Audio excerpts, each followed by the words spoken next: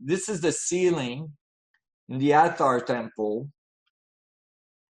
It's remarkable. The Hathor, which don't quite look human at all. They have ears that resemble the ears of the bull, and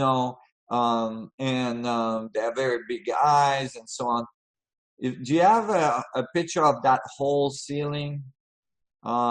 This is a ceiling representing Nut, and I was discussing with this is an amazing temple, beautiful, amazing temple. I could talk on that temple alone for quite a while, but that's the end of it. Okay, so that's Nut at the other end of the ceiling. So just stay there for a minute. So basically, Nut is spanning, the star field.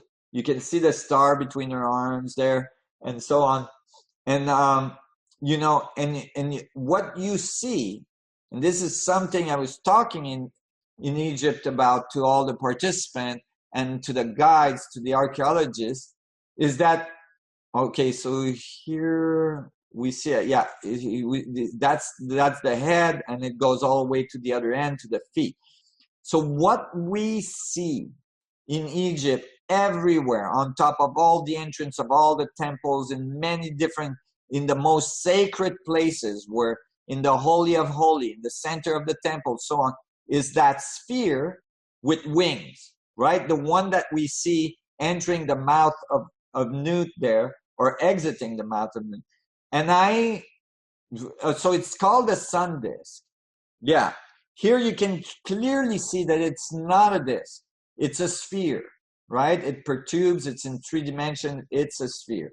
And it's shown with wings, I believe, because it has gravity control. It can fly. It's not on the ground. It's in the air. So that's the easiest way to portray it, is to show it with wings.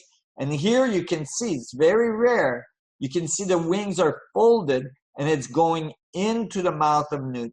And then on the other side, if you can go to the feet, and so I was saying, and that on the other side, you see the sphere radiating, coming out. And so what I'm saying is that the sphere is not the sun. It's described as the sun disk. Thank you for rotating that.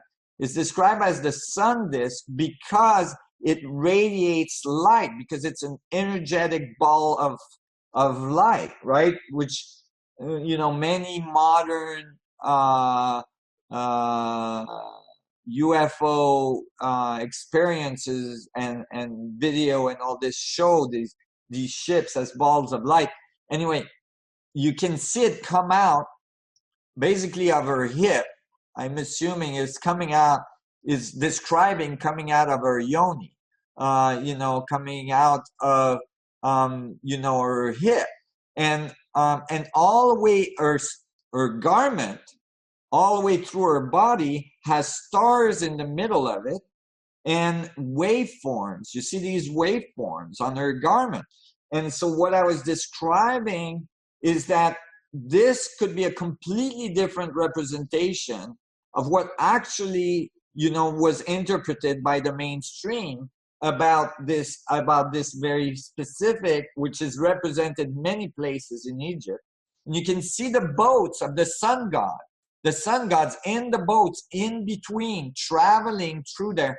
And what I was saying is that this is a representation of the travels through a wormhole, going into the mouth, coming out of the yoni, or going in the yoni, coming out of the mouth, being the wormhole with the waveforms of the wormhole and the stars field travel, literally showing you're traveling through the stars in the night sky.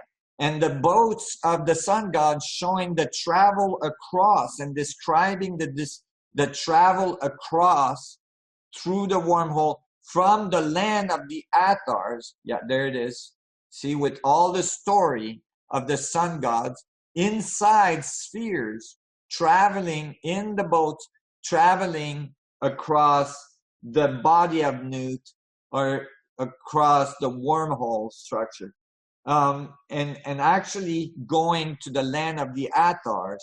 See, if you go back to the feet, you can see, if you go to the feet, you can see clearly showing this is arriving at the land of the Athar. Go back to the head, and that would be leaving Earth, from Earth, in and landing or ending or leaving the land of the Athar and arriving, the sun gods arriving to Earth, arriving in our region of the sky. And this is, you have to put in context. It's not isolated. This is in the temple that has Athar heads everywhere. It